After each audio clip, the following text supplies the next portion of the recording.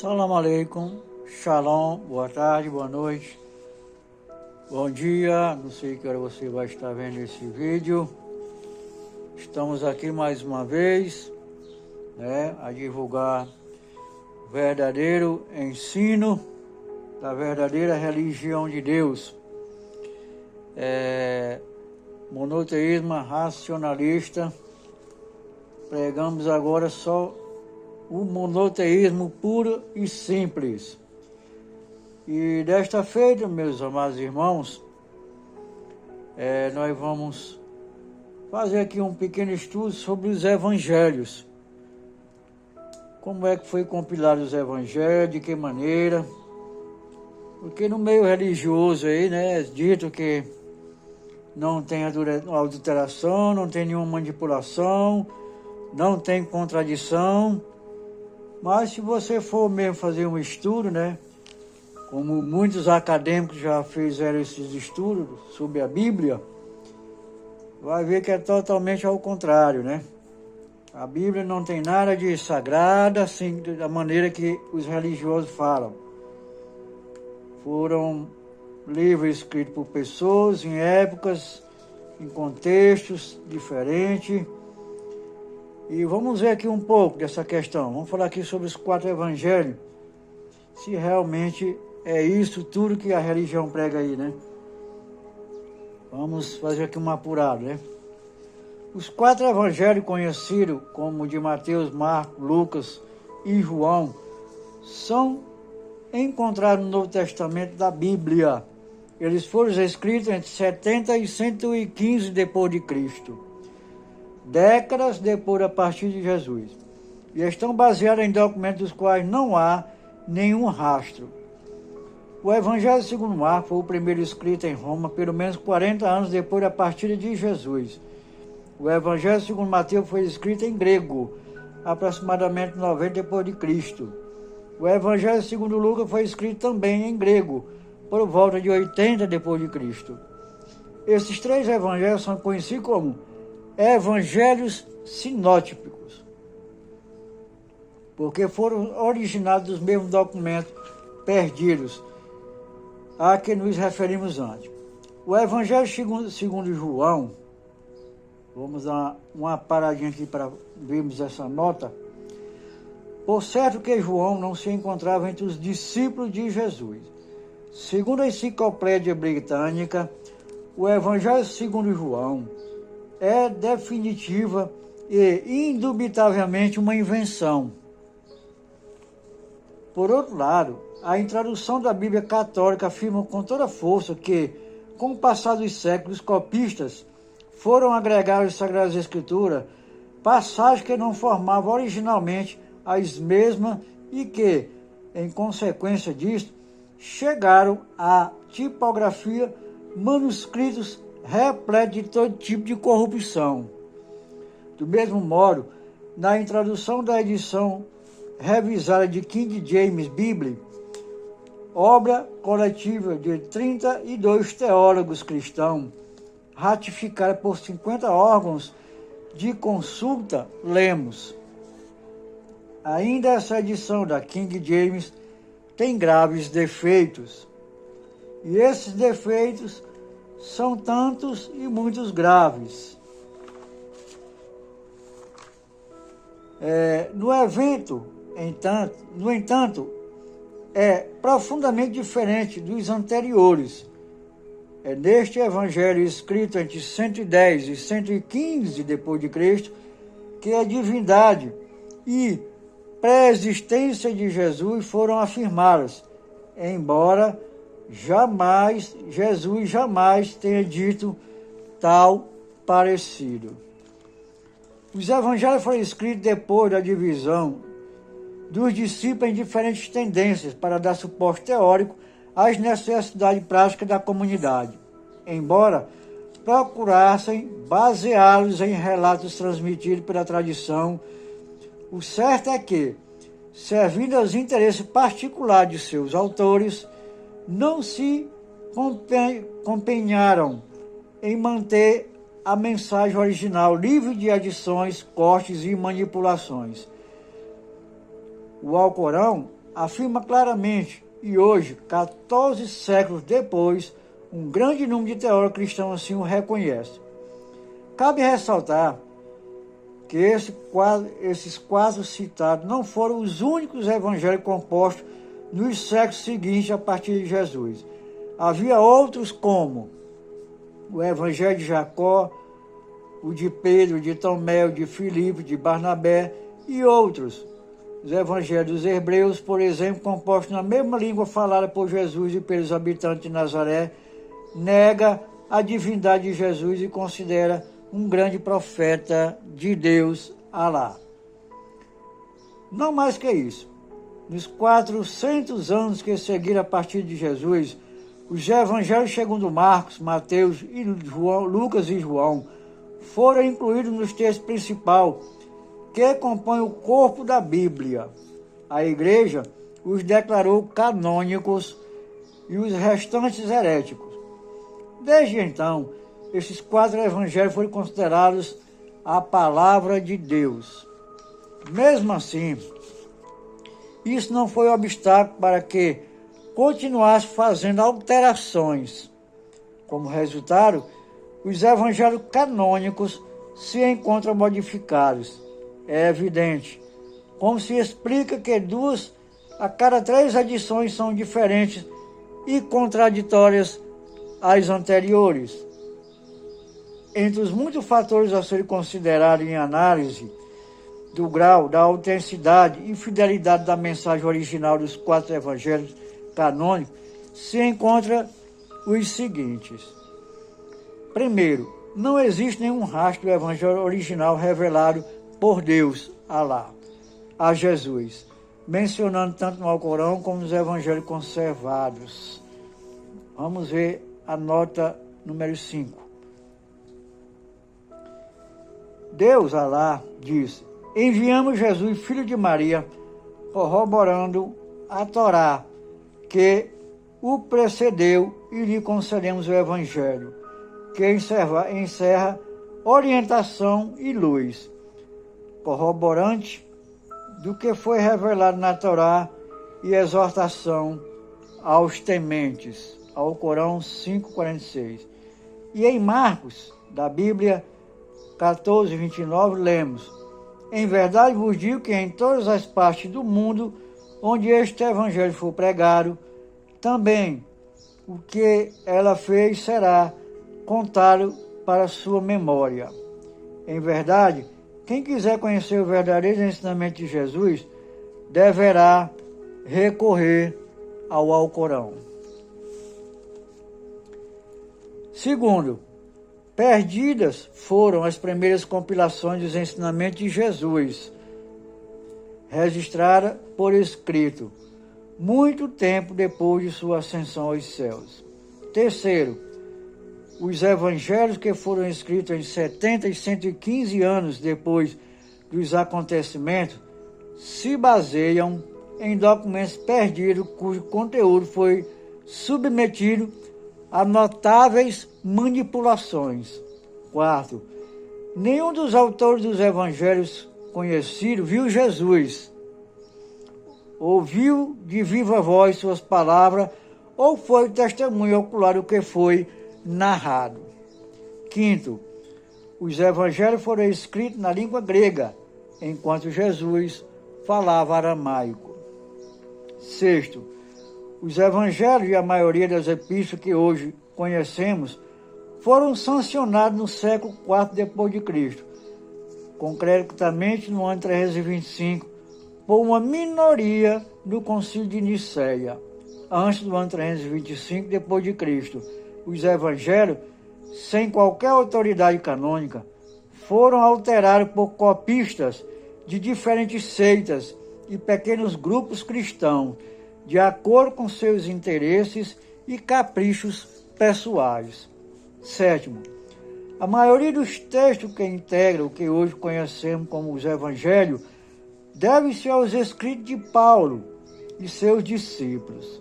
Paulo, que nunca viu ou ouviu Jesus falar, foi o inimigo declarado da mensagem de Jesus, cujos discípulos ele assassinava, aprisionava em masmorras. Atos 8, 3 e 9, de 1 a 2. E as forçava a caluniar contra Jesus. Atos 26, 11. Entretanto, após sua suposta conversão, procurava se unir aos discípulos, mas todos o temiam, não acreditando que ele fosse um discípulo, até que Barnabé o levou aos apóstolos. Atos 9, 26 e 27. Depois de ter assegurado que Jesus lhe aparecera e lhe falara no caminho de Damasco, Atos 9, de 3 a 8, mesmo que não tivesse nenhum testemunho ou prova de qualquer tipo. Vamos ver a nota número 6. Para efeito, Paulo não teria mais prova do seu testemunho, que de acordo com a própria Bíblia não é válido. Se eu testifico de mim mesmo, o meu testemunho não é verdadeiro. João 5,31. Em outra parte, sua versão cai em contradição, ao lermos em Atos 9,7. E os homens que iam com ele paravam espantados, ouvindo a voz, mas não vendo ninguém. Entretanto, em Atos 29, 9, diz o seguinte: e os que estavam comigo viram em verdade a luz, e se atemorizavam muito, mas não ouviram a voz daquele que falava comigo. E assim obteve Paulo o que antes não conseguia pela força. Como? Através de mentira. Converteu-se em porta-voz oficial de Jesus da noite para o dia, aquele que o Messias havia designado para pregar ao mundo. Uma designação, por certo, que sequer tinha prova. Atos 9, 3 a 6. Vamos ver a nota número 7. Lemos na epístola de 1 João 4, 1. Amados, não creiais a todo espírito, mas provai se os espíritos são de Deus, porque já muitos falsos profetas se têm levantado no mundo. Paulo ainda chegou a confessar ter mentido em sua pregação.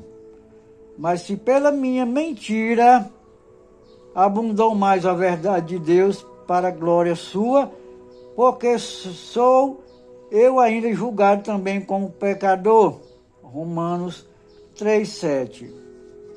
Paulo começou a acusar os discípulos e aqueles que não acreditavam nele como discípulo de andar errado na fé.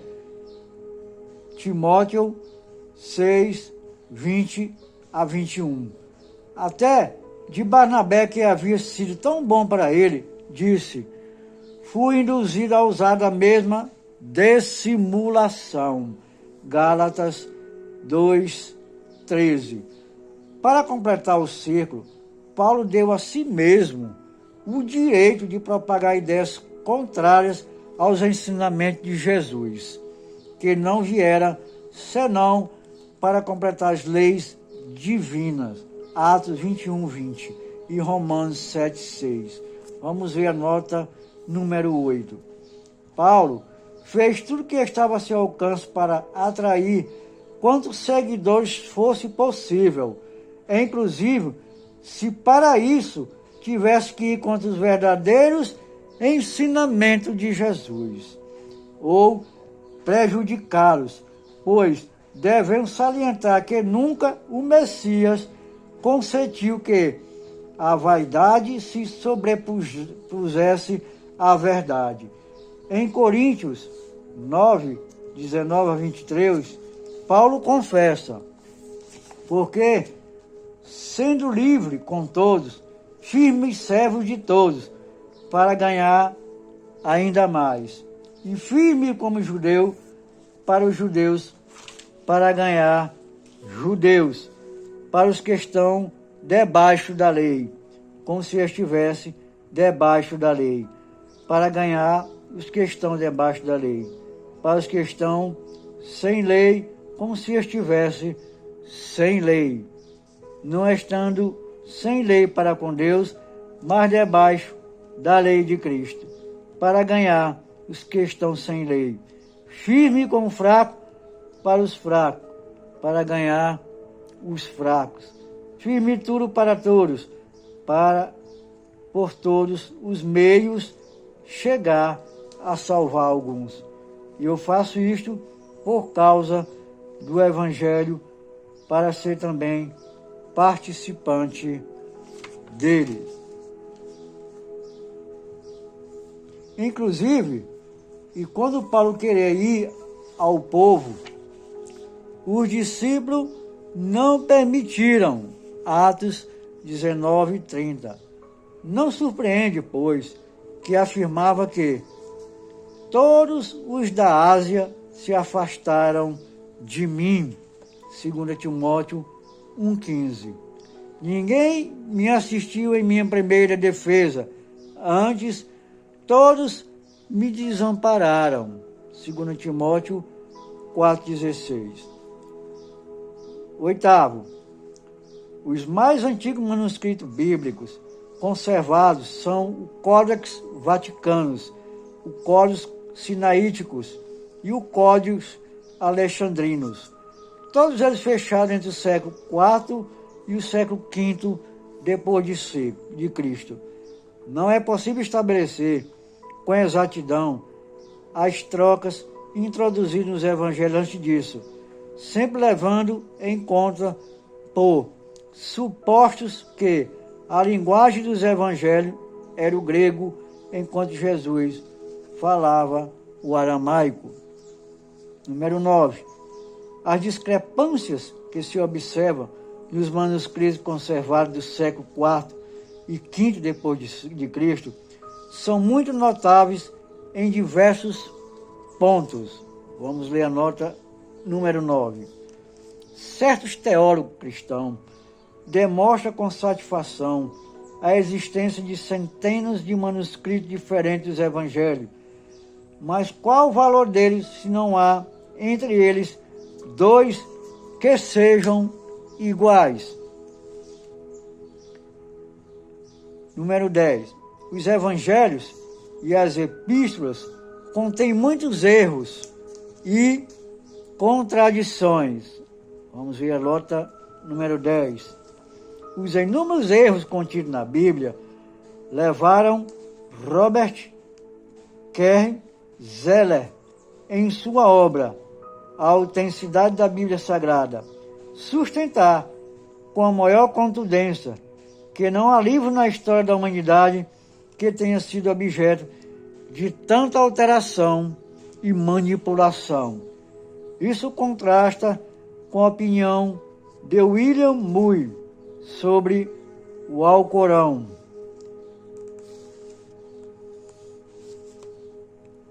Os evangelhos, além do mais, não existe um anexo entre os mesmos e seus autores.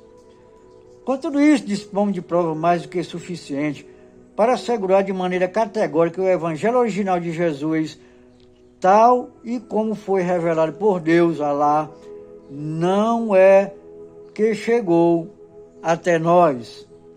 Desta forma, pode-se concluir que os 4 evangelhos e as epístolas que hoje chamamos de Bíblia não podem ser considerados similares ou equivalentes ao evangelho revelado por Deus a Jesus. Para melhorar essa demonstração, segue os seguintes exemplos. A moderna doutrina cristã se baseia no Novo Testamento, porém o Novo Testamento tem sido submetido a tantas mudanças que praticamente não há edição nova que seja igual à anterior. Além disso, trata-se de mudanças tão substanciais que afetam as raízes verdadeiras da doutrina cristã.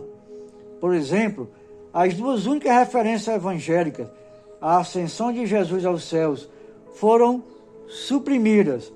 Concretamente, nos referimos às seguintes passagens de Marcos e Lucas. Ora, o Senhor, depois de lhe ter falado, foi recebido no céu e assentou-se à direita de Deus. Marcos 16, 19. E aconteceu que, abençoando-os, ele apartou-se deles e foi elevado ao céu. Lucas 24, 15. O versículo de Marcos foi simplesmente removido com todo o seu contexto. O de Lucas, se não desapareceu totalmente, ficou da seguinte maneira: e aconteceu que, abençoando-os, apartou-se deles, de onde as palavras, e foi revelado ao céu, elevado ao céu, evaporaram. Vejamos alguns outros exemplos. Em Mateus 16, 27 a 28, lemos: porque o Filho do Homem virá na glória do seu Pai com seus anjos, então retribuirá cada um conforme suas obras. Em verdade vos digo que alguns há dos que aqui estão, que de maneira nenhuma passarão pela morte, até que venha vir o Filho do Homem no seu reino. Evidentemente, a profecia nunca se cumpriu. Devemos, portanto, concluir que se trata de um erro de Mateus, pois, caso contrário, seria um mero engano de Jesus. E o Messias, como verdadeiro profeta de Deus, não cometeria enganos. Porém, Mateus se contradiz completamente na mesma página, assim, referindo à opinião que Pedro merecia do Messias, põe em seus lábios. E Jesus respondendo disse-lhes: bem-aventurado és tu, Simão Barjona, porque tu não revelaste a carne e o sangue, pois também eu te digo que tu és Pedro, e eu te direi e te darei as chaves do reino dos céus. Tudo que é ligado na terra será ligado nos céus, tudo que é desligado na terra será desligado nos céus. Mateus 16, 17 e 19. Entretanto, apenas uns versículos mais abaixo, Mateus 16, 23, lemos o seguinte: ele, porém, voltando-se, disse a Pedro: para trás de mim, Satanás, que me serve de escândalo, porque não compreendeis as coisas que são de Deus, mas só as que são dos homens. Pensamos agora nos fatos relativos à suposta crucificação de Jesus. Os evangelhos se contradizem neste ponto de maneira flagrante e do princípio ao fim. Assim, Mateus 27, 44 diz: e o mesmo lhe lançaram também em rosto os salteadores que com ele estavam crucificados. No entanto, não há dúvida que os ladrões estão insultando Jesus. Entretanto, em Lucas 23, 39 a 40, lemos: e um dos malfeitores que estava pendurado blasfemava dele, dizendo: se tu és o Cristo, salva-te a ti mesmo e a nós. Respondendo, porém, o outro repreendia-o, dizendo: tu nem ainda temes a Deus, estando na mesma condenação? De onde tampouco cabe dúvida de que um dos ladrões o insulta, enquanto o outro o defende.